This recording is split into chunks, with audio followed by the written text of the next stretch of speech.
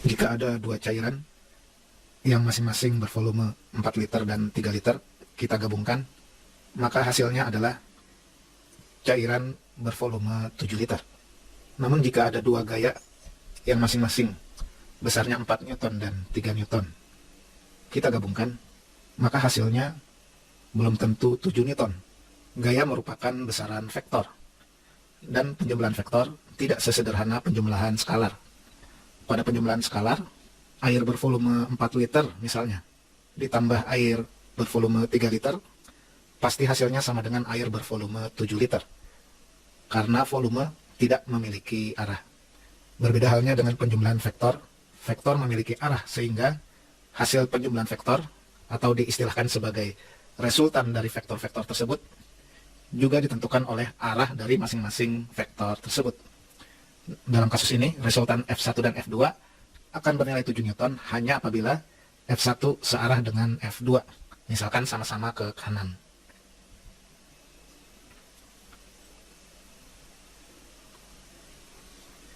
Jika F1 dan F2 berlawanan arah, misalkan F1 ke kanan dan F2 ke kiri, maka resultan dari kedua gaya ini bisa kita dapatkan dengan mencari selisih dari keduanya, yang berarti 1 Newton.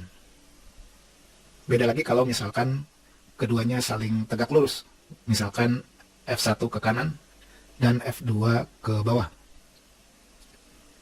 Maka resultan dari kedua gaya ini bisa kita dapatkan dengan menggunakan rumus Pythagoras, yang berarti akar dari 4 kuadrat ditambah 3 kuadrat, yang sama dengan 5 Newton. Bagaimana kalau sudut antara F1 dan F2 sembarang? Misalkan seperti ini. Maka dalam hal ini, perlu cara tertentu untuk bisa mendapatkan resultannya. Jadi kesimpulannya, penjumlahan vektor tidak sesederhana penjumlahan skalar, karena arah dari vektor-vektor yang dijumlahkan akan menentukan resultan yang dihasilkan. Penjumlahan vektor bisa dilakukan dengan beberapa cara, bisa dengan cara grafis, dan bisa dengan cara analitis. Dengan cara grafis, artinya dengan cara digambar, dan gambarnya harus akurat. Berarti kalau dengan cara grafis, kita membutuhkan penggaris dan busur derajat.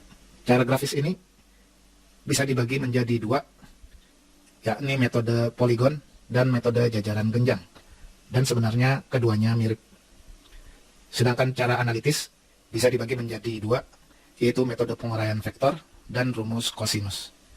Pada cara analitis, kita tidak perlu menggambar vektornya secara akurat, sehingga tidak memerlukan penggaris dan busur derajat. Sekarang kita akan membahas penjumlahan vektor dengan metode poligon. Kali ini kita akan memanfaatkan program simulasi yang terdapat di website pet.colorado.edu. Misalkan ada dua vektor, A dan B. Vektor A besarnya 10,8 satuan dengan sudut 21,8 derajat terhadap sumbu X positif. Sedang vektor B besarnya 8,5 satuan dengan sudut 69,4 derajat terhadap sumbu X positif. Kita ingin menjumlahkan kedua vektor ini dengan metode poligon. Maka caranya adalah kita letakkan pangkal vektor B pada ujung vektor A. Yang perlu dipahami di sini adalah bahwa kita bisa memindahkan sebuah vektor kemana saja sesuai keinginan kita, asalkan kita tidak merubah panjangnya dan tidak merubah arahnya. Jadi vektor A ini tetaplah vektor A dimanapun dia berada. Misalkan A kita letakkan di sini. Untuk menjumlahkan vektor dengan metode poligon, kita harus meletakkan pangkal vektor yang kedua di ujung vektor yang pertama. Maka resultan dari vektor A dan vektor B adalah vektor yang pangkalnya berada di pangkal vektor A dan ujungnya berada di ujung vektor B.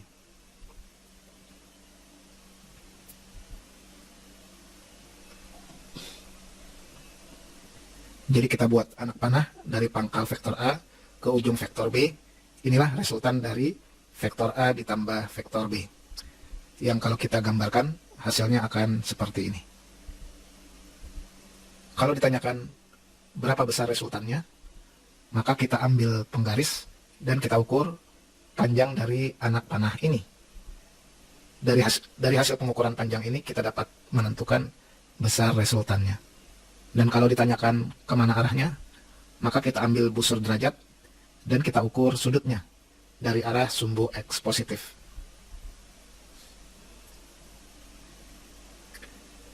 Dalam kasus ini, jika kita gambar secara akurat, maka akan kita dapatkan bahwa resultan dari vektor A dan B besarnya 17,7 satuan dan arahnya membentuk sudut 42,7 derajat dari arah sumbu X positif.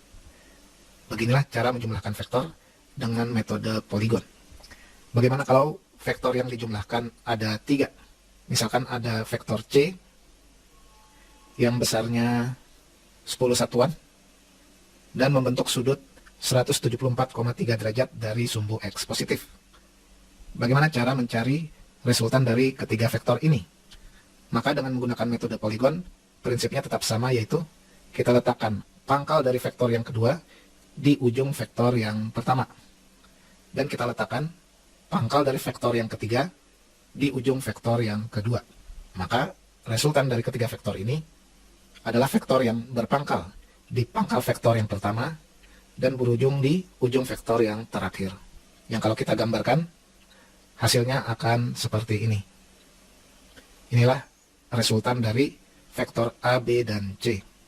Kalau ditanyakan berapa besar resultannya, maka kita ambil penggaris dan kita ukur panjang dari anak panah ini. Maka dari sini bisa kita tentukan besar resultannya. Dan kalau ditanyakan bagaimana dengan arahnya, maka kita ambil busur derajat dan kita ukur sudutnya dari arah sumbu X positif. Jika kita mengukurnya dengan akurat, maka akan kita dapatkan besar resultannya sama dengan 13,3 satuan dan arahnya membentuk sudut 77 derajat dari arah sumbu X positif. Tolong diingat baik-baik, besarnya 13,3 satuan dan sudutnya 77 derajat. Kalau kita perhatikan, penjumlahan dengan metode poligon akan menghasilkan gambar berupa segi banyak. Kalau tadi berbentuk segitiga, sekarang berbentuk segi 4. Kalau vektor yang dijumlahkan lebih banyak lagi, bisa jadi gambar yang dihasilkan berbentuk segi 5, segi 6, dan seterusnya. Inilah sebabnya metode ini disebut dengan metode poligon. Poli artinya banyak, gon artinya segi, poligon artinya segi banyak. Disebut metode poligon karena gambar yang dihasilkan berbentuk segi banyak. Pertanyaan berikutnya, bisakah urutan penjumlahan ini dirubah? Apakah A tambah B tambah C hasilnya akan sama dengan C tambah A tambah B misalnya? Maka kita coba saja. C tambah A tambah B berarti pangkal A kita letakkan di ujung C dan pangkal B kita letakkan di ujung A. Maka vektor resultannya berpangkal di pangkal C dan ujungnya ada di ujung B. Yang kalau kita gambarkan akan seperti ini. Inilah resultan dari C tambah A tambah B. Apakah sama dengan A tambah B tambah C? Kalau vektor resultan ini kita ukur, kita dapatkan besarnya 13,3 satuan dan arahnya 77 derajat dari arah sumbu X positif. Persis sama dengan resultan A tambah B tambah C yang tadi sudah kita ukur. Berarti C tambah A tambah B hasilnya sama dengan A tambah B tambah C.